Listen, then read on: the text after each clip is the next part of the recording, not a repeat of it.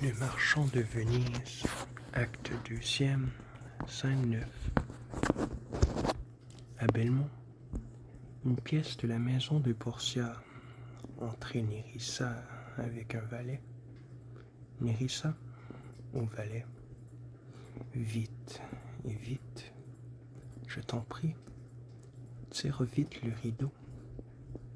Le prince d'Aragon a prêté le serment et il s'avance pour choisir. Fanfare de Corse. Entre le prince d'Aragon, Portia et leur suite. Portia. Voyez, noble prince, voici les coffres.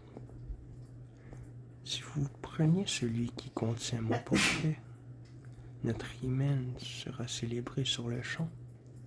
Mais si vous vous trompez, il faudra, Seigneur, sans plus de discours, quitter immédiatement ces lieux. Le prince, je suis obligé, par mon serment, d'observer 3 choses. La première, de ne jamais révéler à personne quel est le coffre que j'aurais choisi. Ensuite, si je manque le véritable coffre, de ne jamais faire de proposition de mariage à aucune jeune fille. Enfin, si je n'ai pas le bonheur de bien choisir, de vous quitter et de partir sur le champ. Portia, ce sont les conditions que j'ordre d'observer ceux qui viennent pour moi s'exposer à des hasards, quelque peu dignes que j'en sois. Le prince, je me suis soumise à ces conditions en vous adressant mes vœux. Fortune, maintenant favorise l'espoir de mon cœur, de l'or, de l'argent et du fil plomb. Qui me choisit doit donner et risquer tout ce qu'il a. Vous aurez une plus belle apparence avant que je donne ou risque quelque chose. Que dit le coffre d'or? Ah, voyons. Qui me choisit recevra ce que beaucoup d'hommes désirent. Beaucoup d'hommes désirent beaucoup. Cela peut s'entendre de la sorte.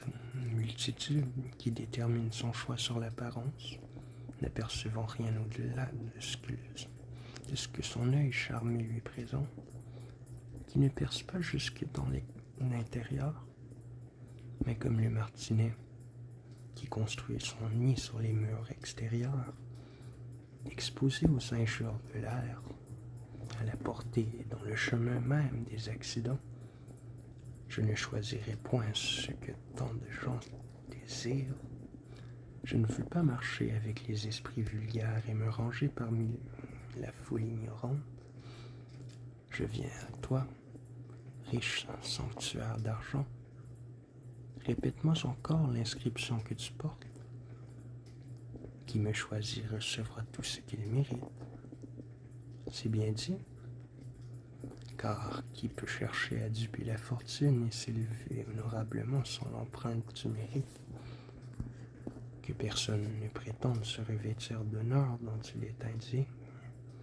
Oh, plus au ciel que les biens, les charges, les dignités, ne se détournassent jamais dans des voies injustes, et que le pur honneur ne put jamais s'acquérir que par le mérite de celui qui en est revêtu, que de gens qui sont nus seraient couverts, que d'autres qui commandent seraient commandés, que de grains de bassesse séparés de la vraie semence et sous les ruines du temps, et auxquels on devrait rendre son premier éclat.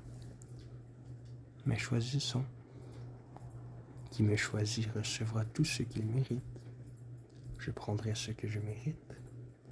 Donnez-moi la clé de celui-ci et découvrez mon sort sur le champ. Vous y avez mis trop de temps pour ce que vous trouverez ici. Le prince, qu'est-ce? La figure d'un idiot qui cligne de l'œil et me présente un papier. Je veux le lire. Que tu es différent de Portia, que tu es différent de ce que j'espérais et de ce que je méritais. Qui me prend recevra tout ce qu'il mérite. N'ai-je donc mérité rien de mieux que la tête d'un sot? Est-ce cela ce que je vaux? Est-ce cela tout ce que je mérite? Portia, offensés et jugés sont deux emplois différents et de nature opposée. Le prince, lisons. Le feu a éprouvé 7 fois ce métal, 7 fois éprouvé le jugement, qui n'a jamais mal choisi. Il est des gens qui n'embrassent que des ombres. Ceux-là n'ont que l'ombre du bonheur. Je sais qu'il y a des sots sur la terre, vêtus d'argent, comme je le suis. Épousez quelle femme vous voudrez. Votre tête sera toujours la mienne. Ainsi partez, Seigneur, vous êtes congédié. Puis je tarderai dans ces lieux. Plus j'y ferai la figure d'un sot. Je suis venu apporter mes vœux avec une tête de sot, et je m'en retourne avec deux. Adieu donc, dame. Je remplirai mon serment de supporter patiemment mon malheur. Sorte le prince d'Aragon et sa suite. Portia, le moucheron s'est brûlé à la lumière. Non, ces sots réfléchis. Quand ils choisissent, ils sont tout juste assez sages pour se perdre à force de raisonnement. Nérissa, les vieux proverbes n'ont pas tort. La potence et le choix d'une femme sont une affaire de hasard. Portia, allons, ferme le rideau, Nérissa. Entre un valet. Le valet. Où est madame? Portia. La voici. Que lui veut monsieur? Le valet. Madame, il vient de descendre à votre porte un jeune Vénitien qui marche devant son maître pour annoncer son arrivée et vous présenter de sa part des hommages très substantiels, je veux dire, outre les compliments et les paroles courtoises, des présents d'un haut prix. Je n'ai jamais vu de messager d'amour si avenant. Jamais un jour d'avril n'annonça les richesses de l'été qui s'avance, sous un aspect aussi gracieux que ce courrier lorsqu'il annonce son maître. Portia. Arrête, je te prie. Je crains presque que tu ne me dises tout à l'heure qu'il est de tes parents, en te voyant dépenser ainsi pour le louer. Tout ton esprit des dimanches. Allons, allons, Nérissa. Je brûle de voir cet agile courrier d'amour qui se présente de si bonne grâce. Nérissa, que ce soit Bassanio, Seigneur amour, si telle est ta volonté, ils sortent. Fin du 2e acte.